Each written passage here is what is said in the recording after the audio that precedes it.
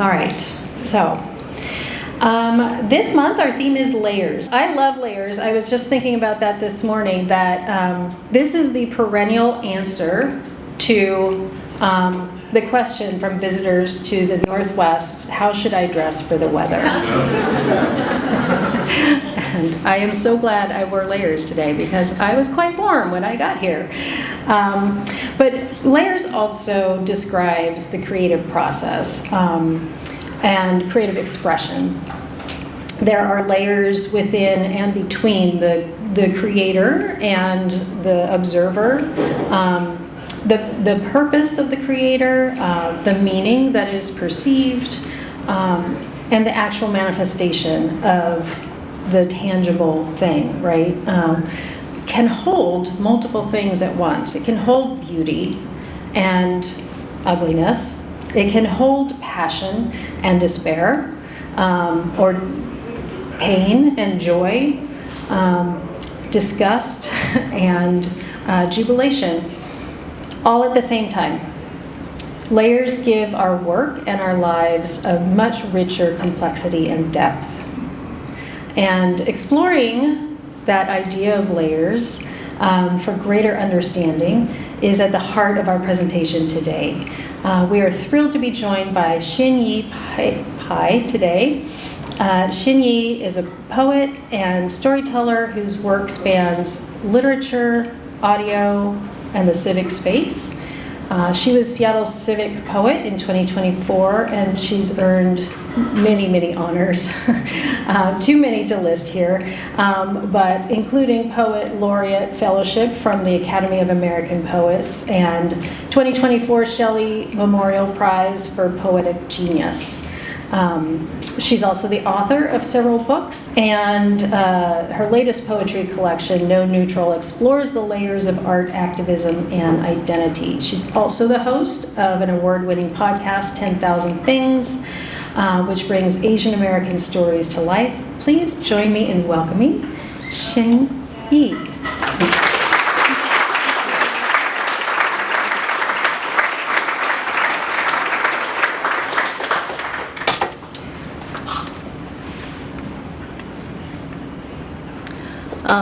Thank you all for hosting me for this talk. Usually I give poetry readings to like 5 or 10 people in bookstores, and so it's an intimidating thing to be standing in front of, pure creatives.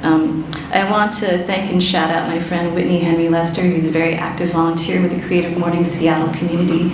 She suggested me for this talk, and she's on a walkabout in Australia right now, and isn't here, but I'm sure she'll be watching, so I just wanted to say thank you to Whitney. So the topic of my talk today is layers, and so I'm going to be talking about the ideas of layers of creative practice, layers of time, and layers of identity, and the way that these different things build upon one another when we create artistic work, and kind of the way in which I've had to look at pulling apart these different layers or things to be able to see what they are discreetly, and then to move towards consolidating or integrating something into a larger whole. So in this talk today, I'm going to talk very specifically about my work as an artist. I've been a writer, event producer, teacher, and curator, but the identities that I am most interested in occupying and thinking about these days are about my work as an artist. So I'm going to tell you about a couple of different projects that I've worked on over the years. So in 2014 and 2015, I worked on a project in this site, which is a heirloom fruit orchard in a public park in North Seattle, in Carkeek Park. This is Piper's Orchard, and if any of you have been to that park, it's a big open meadow that you walk through in order to hike to the beach, and it has a very interesting history that spans back to the 1800s when Bavarian immigrants actually homesteaded that land and then planted this beautiful heirloom fruit orchard.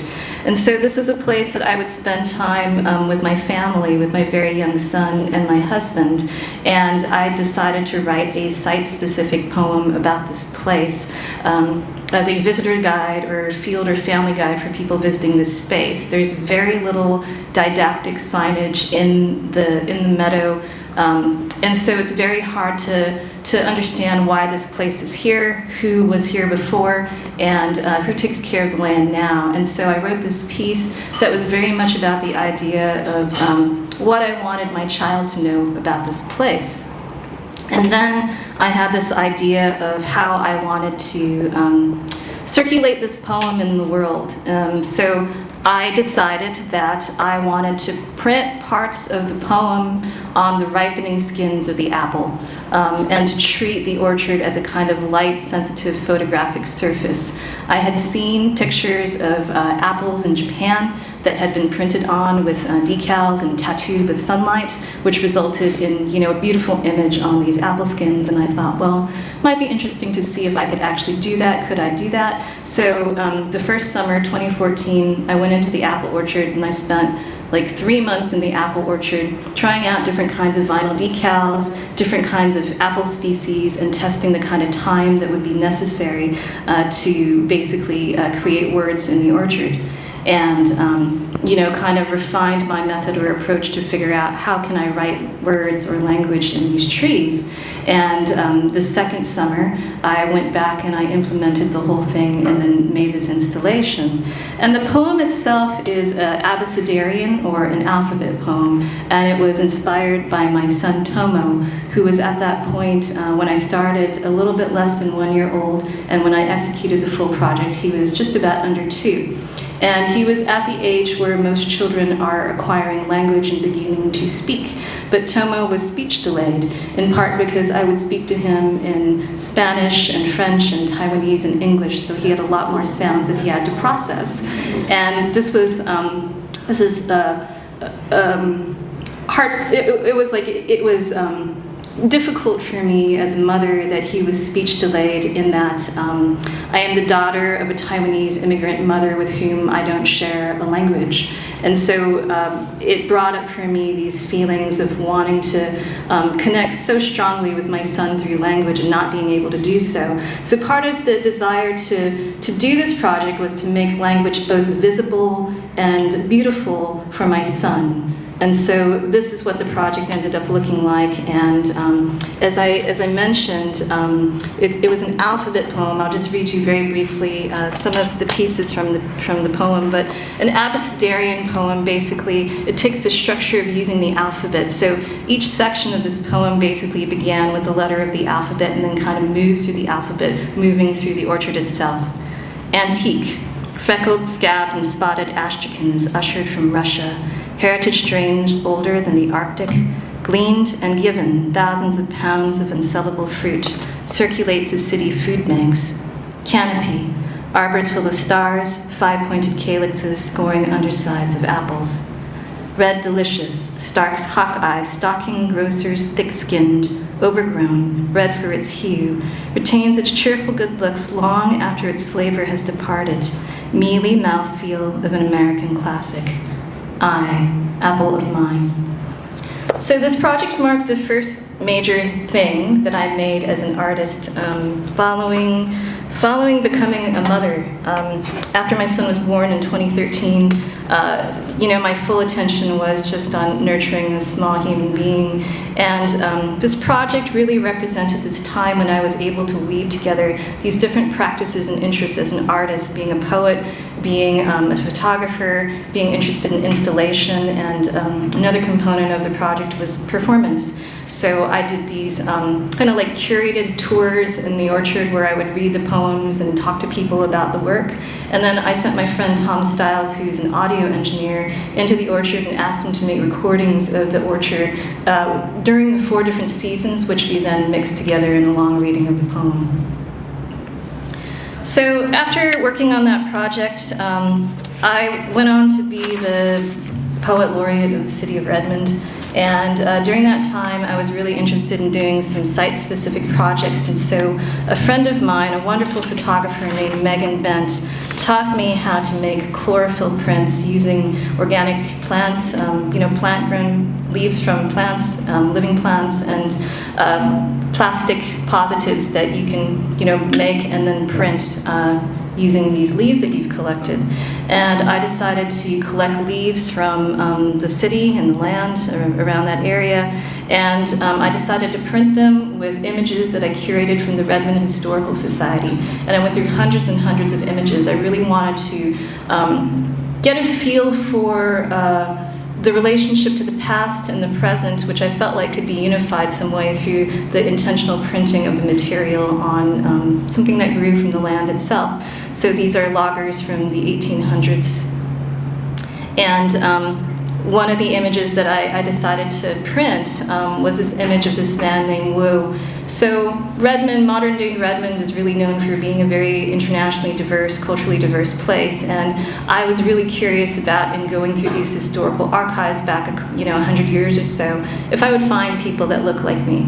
And so I went through hundreds and hundreds of images, and I found just one image, and it was actually a fragment from a newspaper article from a man named Wu, and the piece was called Wu's Woes. It was a terrible newspaper article, and it was about this Chinese bachelor immigrant who lived in a ramshackle, homestead that he had built on the land, and there was something about him and maybe how he represented to me this kind of history of Chinese American immigrants who came to this place and were forced to be bachelors and struggled for decades. Like, there was something that I just wanted to commemorate or to bring back to the surface and bringing his image back to life. And so that is why I chose to print his picture. And then part of the other work that I made while I was at the city of Redmond, I decided to make an embroidered poem. And to tell you a little bit about this piece, it is a piece in which I feel like layers of public and personal histories intermingle. And so this poem, which is called Same Cloth, was a poem that I wrote in response to a hate crime that happened in Redmond.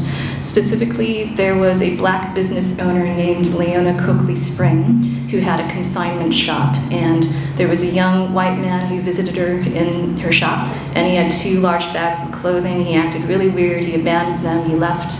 And when she went back to look at these bags of clothing to see if she could find his identification and somehow return these items to him, what she found was actually a Ku Klux Klan robe.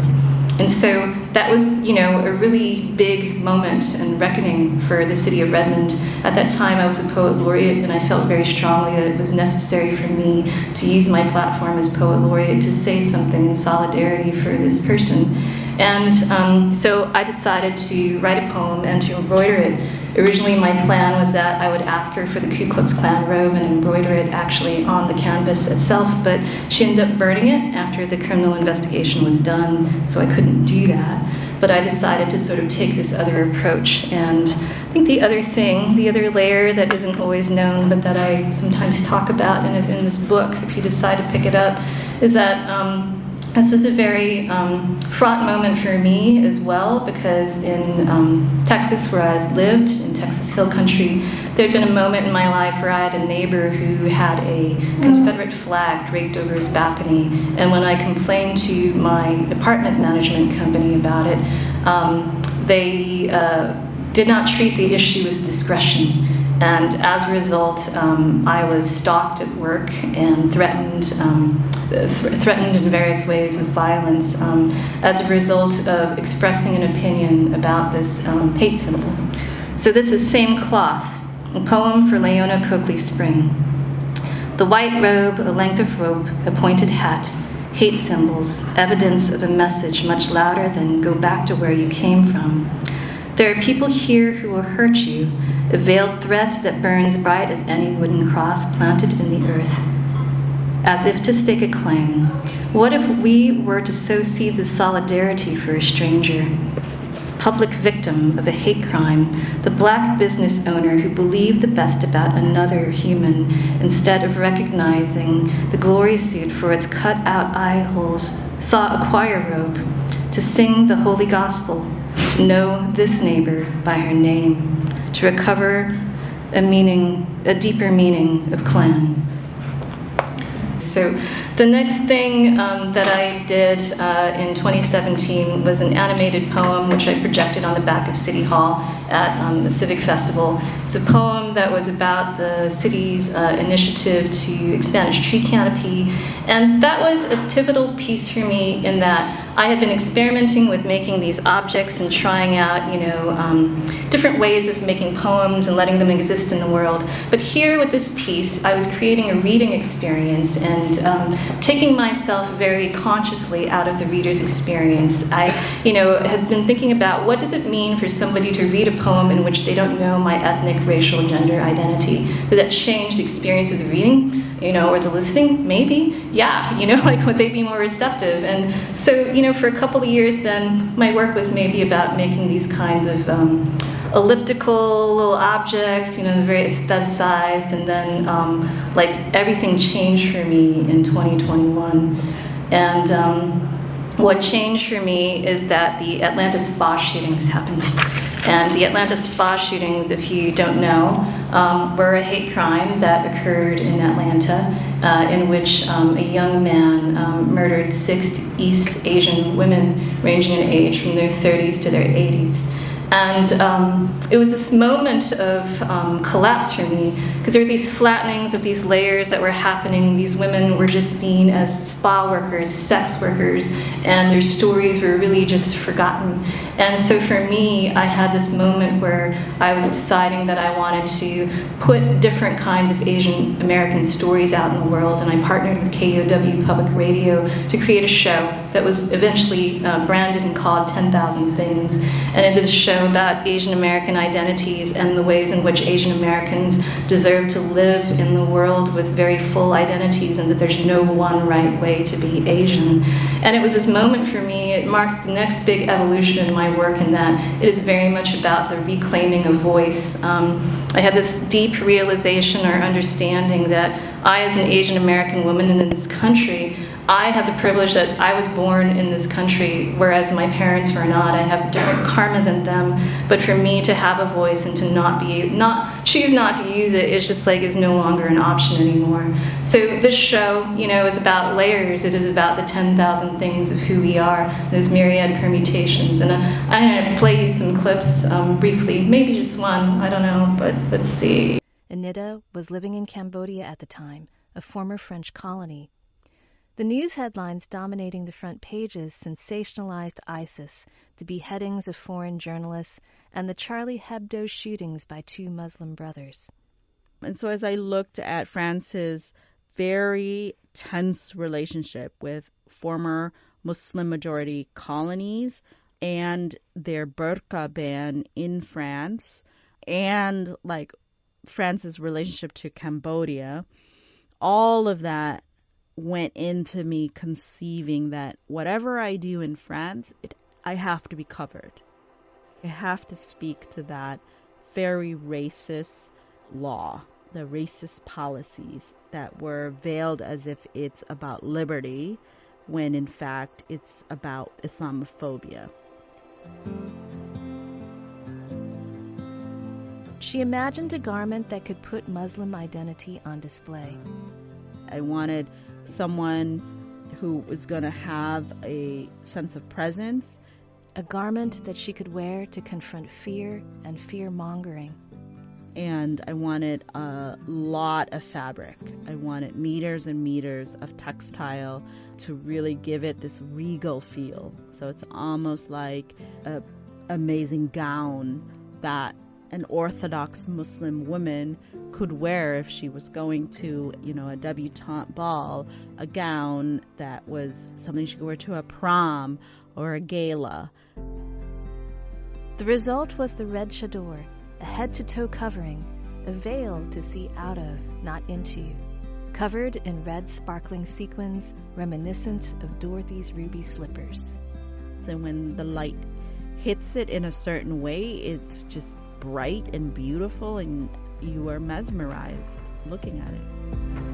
So that clip was a story, an interview with Anita Ali, who's a Tacoma-based performance artist who's internationally known. last year she had a big solo show at Seattle Asian Art Museum, so some of you may be familiar with the images and some of what you're hearing about her story. But yeah, that conversation with Anita was about being able to engage someone else and talking about the layers of their identity. She is a Cambodian American woman who presents as an Asian American woman, and so this aspect of her Muslim American identity is often not instantly recognizable. And so when she occupies this performance identity, she has this opportunity to explore this other part of herself. And the other person that has been important to my work, Alice Wong, disability activist who had her own podcast about disability, put disability voices on the air. And that was a very rich exploration of the idea of voices and what they teach us, what they say about who we are and our identity. A person who chooses the vocation of writing has a deep relationship to voice. Consider David Sedaris, who wrote Santaland Diaries, a humorous send-up of the author's time working as a grumpy Christmas elf at a Macy's department store. The woman at Macy's asked, "Would you be interested in full-time elf or evening and weekend elf?" I said full-time elf. I am a 33-year-old man applying for a job as an elf. But it's also Sedaris' physical voice, his distinctive nasal tone and high pitch that makes him memorable.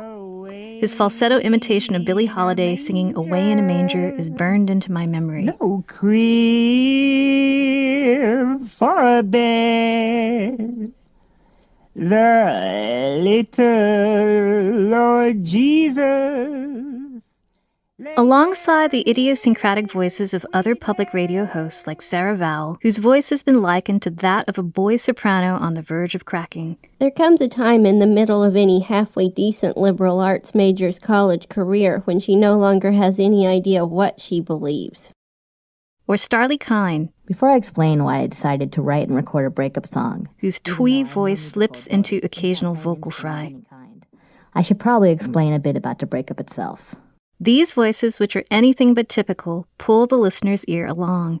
And though you might resist or even recoil at first listen, the next thing you know, you've been seduced into sitting through a long, bizarre yarn. Their unusual voices made these radio hosts into public radio darlings. Our voices communicate our gender, our age, our vulnerabilities, even our personality. No matter whether or not we like the sound of our voice is deeply identified with who we are. So when a public personality actually loses their voice, what happens to that sense of self? How does a person recover from that loss?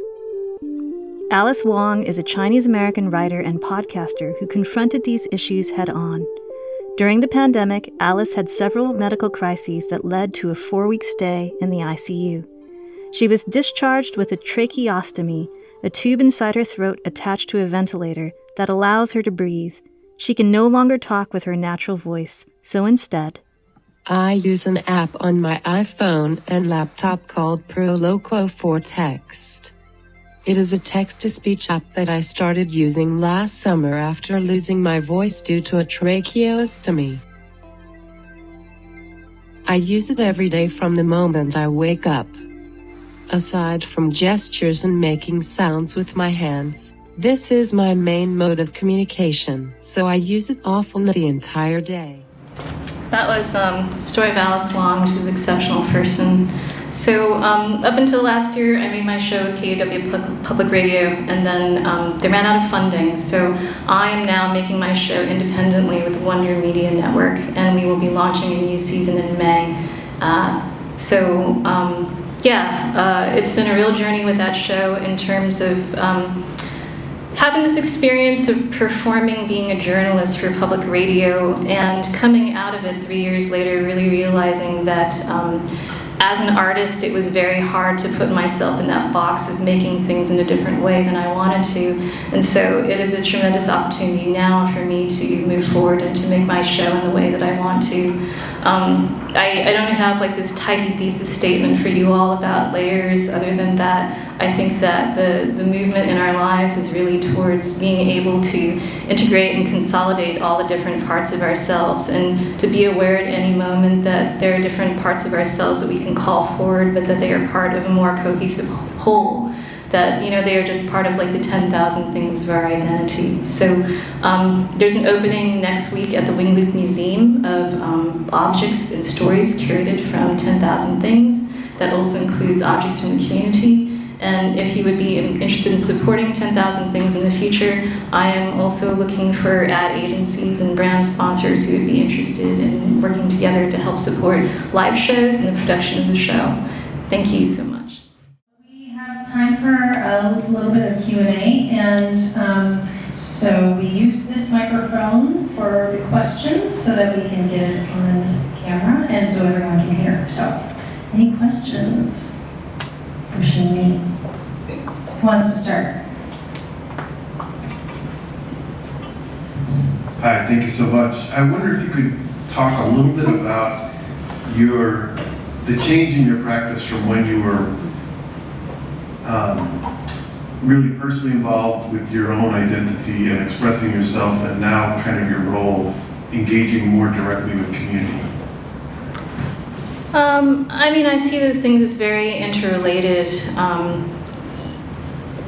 I suppose I have always worked with community in I guess, the respect that I've been an event curator and producer for many, many years, and when I think about like the translation of like, say, a poem on a page into a performance, I'm always thinking about how you create an experience for that listener or audience, and so I think that engagement with community, with audience, has always been there, and now I have been moving in these last few years into, now that I have a platform for my work and am very fortunate, I can kick down the doors for others, and that is something that's really important to me, to platform the voices of others, artists and activists in our community, because they are very much expressions and manifestations of the way in which I want to engage and move through the world, and so it's all collective. I'm curious what you've learned in kind of human connection and comprehension of poetry as you've experimented with these different mediums. How have people responded to your work digitally, or kind of through the work of using apples versus maybe in just written form? Yeah, I think when I started making a move off of the page to making work that is in some ways more embodied, whether that's thinking about my experience as a maker or the person in the apple orchard moving through these trees and reading language, I think that bringing this idea of embodiment or somatics into the work has been very effective in kind of landing the poems in a more sensorial way for people who are experiencing them. I think that a lot of people have very negative associations with poetry from the time when they are young and made to study it in elementary school and high school. And so, creating poetry in a way that can give them multiple entry points, I think, is a way to kind of be a different kind of gateway to thinking about the senses, which are, also heightened in poetry. I'll say, too, in working on projects like the poem projection at City Hall, it was interesting to get feedback from, city planners and, community members that so much more effective to broadcast an initiative or, an aspiration in that way than to circulate memos, like political memos about kind of like, this is what our agenda is with, protecting our watershed. So, interesting way to send out messages into the world. I don't want to use it for those reasons, in those ways, but, really interesting to see the ways in which people are reached and touched. Yeah. You've got an incredible body of work. Thank you for sharing it. And I'm curious now, at this point in your career as an artist, what's the new layer that you're uncovering about yourself that might be surprising or interesting or that you're relishing in right now? So in this kind of next evolution of the podcast, in the interim between when it was at KUW and when it's moving to Wonder Media Network, which just happened, I did a lot of soul searching about this thing that I was making that was, for public radio, for a certain kind of listener, and who I am and whether or not my stories or my perspectives were obscured by having to be in this kind of world. Now I get to step into this other world in which it's not just the story that matters, it's the storyteller. And I never knew that working as a journalist. I really thought it's the story. You know, I didn't think about the voice and the ear, which is very important to me as a poet and a singer. And so there is this integration now of understanding that I, as an artist, can step forward further in this medium now to share parts of myself that previously I had not, for reasons of feeling like it was not welcome because it was the public radio world or format, or, you know, kind of like the cultural moment in which we're living in, which doesn't feel very safe for Asian Americans as well. And I'm really feeling like, as I go on this journey with this new production company to make these new episodes, which you will be a part of, this is Susan Liu, performer and artist, writer, that I want to have some real candid, real conversations with my guests and with myself about these things that matter, because why else bother to do it? So I think in this way, it's like now these layers of practice and, you know, this practice of being, of how I want to be in the world, it's now going to show up more fully in my storytelling and my art making. Thank you.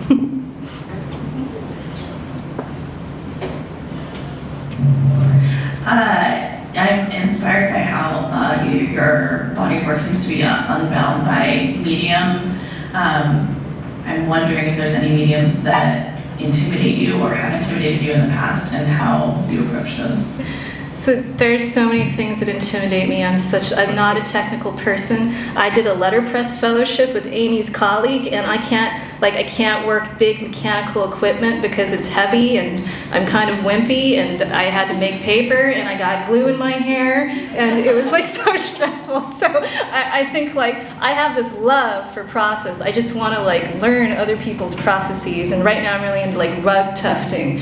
But like I am like old school, like work with the hands and nothing like too technical or computery. Lee had to help me with my slide deck and like my sound clips.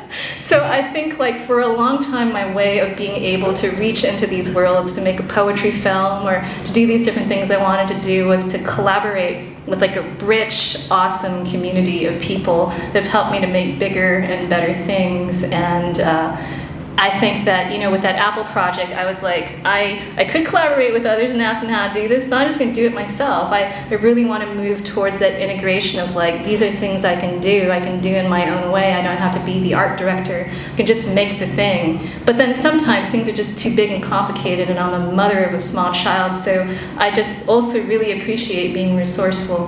And I think the thing that continues to be a deep challenge for me is this exploration of voice. Yeah, and just a long-standing desire I've had to be musical, to sing, to use the voice and activate it in particular ways. And because that is so much an embodiment of who you are, it is like the scariest, biggest thing, like singing in public. Speaking in public too, but yeah. Thank you so much.